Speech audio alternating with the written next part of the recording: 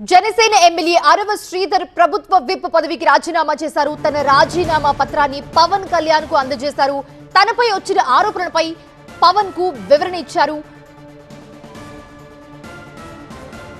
MLA Sridhar తనపై అత్యాచారానికి పాల్పడ్డారని, పెళ్లి చేసుకుంటారని నమ్మించి మోసం చేశారనేది అదే నియోజకవర్గంలో పనిచేస్తున్న ఒక ప్రభుత్వ ఉద్యోగిని ఆరోపణలు చేయడం సంచలనం సృష్టించిందని చెప్పాలి. ఈ వివాదంలో ఎమ్మెల్యేతో పాటు బాధిత మహిళపైన పరస్పర కేసులు నమోదయ్యాయి.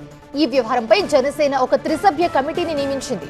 అరవ శ్రీధర్ సహా పలువురు జనసేన కార్యకర్తలను విచారించిన కమిటీ పార్టీ అధినేత పవన్ కళ్యాణ్ కు నివేదిక సమర్పించింది. ఈ క్రమంలో అరవ శ్రీధర్ కు పవన్ నుంచి పిలుపు రావడం, ఆయన తన ప్రభుత్వ విప్ పదవికి రాజీనామా చేయడం ప్రాధాన్యత సంతరించుకుంది.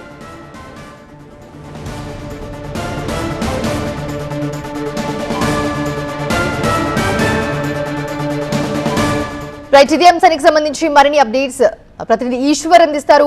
ఈశ్వర్, అరవ శ్రీధర్ కేసులో ఏమైంది? మీటింగ్ అని చెప్పి పిలిచిన తర్వాత పవన్ కళ్యాణ్ తో మాట్లాడిన తర్వాత అరవ శ్రీధర్ రాజీనామా చేశారు. ఏం జరుగుతుంది అసలు ఈ మీటింగ్ లో?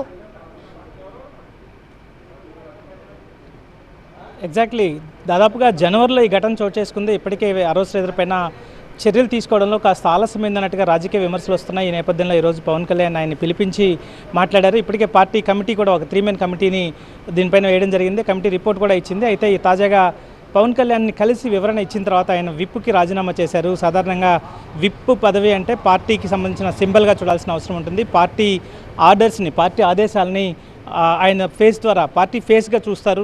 విప్ అంటే పార్టీ ఇచ్చిన ఆదేశాలని ఆయన ద్వారా మిగతా సభ్యులకు వెళ్తాయి కాబట్టి తక్షణమే విప్ పదవికి రాజీనామా చేయించారు. అయితే ఎమ్మెల్యే పదవిని ఆయన కంటిన్యూ చేయబోతున్నారు జనసేన తరఫున. అంటే అది కేవలం ఒక స్టేటస్కు మెయింటైన్ అవుతుందనే భావించాల్సిన అవసరం ఉంటుంది. ఆయన కేవలం ఇప్పుడు విప్కి రాజీనామా చేయడం ద్వారా ఎమ్మెల్యే పదవికి రాజీనామా చేయాలంటే అది లీగల్ ఇష్యూ కూడా ఉంటుంది కాబట్టి అదే సమయంలో ఇంకా పోలీస్ కేసు రిజిస్టర్ అయింది, పోలీసుకు సంబంధించిన రిపోర్ట్ రావాల్సి ఉంది.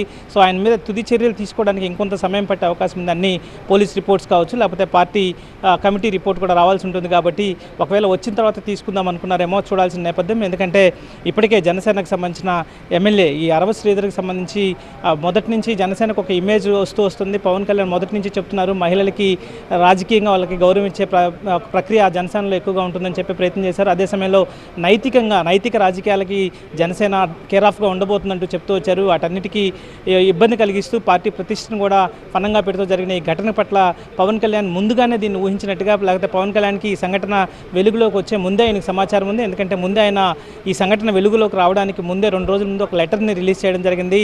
రాజకీయాల్లో పార్టీని ఇబ్బంది పెట్టే క్రమంలో భాగంగా పార్టీ నాయకుల మీద కొన్ని మహిళలకు సంబంధించిన ఆరోపణలు కావచ్చు, లేకపోతే అవినీతి ఆరోపణలు వచ్చే అవకాశం ఉంటుంది కాబట్టి పార్టీ నేతలంతా జాగ్రత్తగా ఉండాలంటూ ఆయన చెప్పే ప్రయత్నం అప్పట్లోనే చేశారు. అంటే అది ఒక కేవియట్ లాగా ముందే ఇట్లాంటి ఆరోపణలు పెద్ద ఎత్తున రాబోతున్నాయి కాబట్టి ఇట్లాంటి వాటి పట్ల జాగ్రత్తగా ఉండాలని చెప్పి ఆయన చెప్పే ప్రయత్నం చేశారు. అరవ శ్రీధర్ ప్రస్తుతం పవన్ కళ్యాణ్ ఇప్పుడే ఇక సమావేశాన్ని ముగించుకుని వెళ్ళారు. మరి కాసేపట్లో అరవ శ్రీధర్ కూడా రాబోతున్నారు. అరవ శ్రీధర్ దీనిపైన ఎలా స్పందిస్తారో కూడా మీకు మళ్ళీ చెప్పే ప్రయత్నం చేస్తాం. Right, thanks for the updates Eshwar.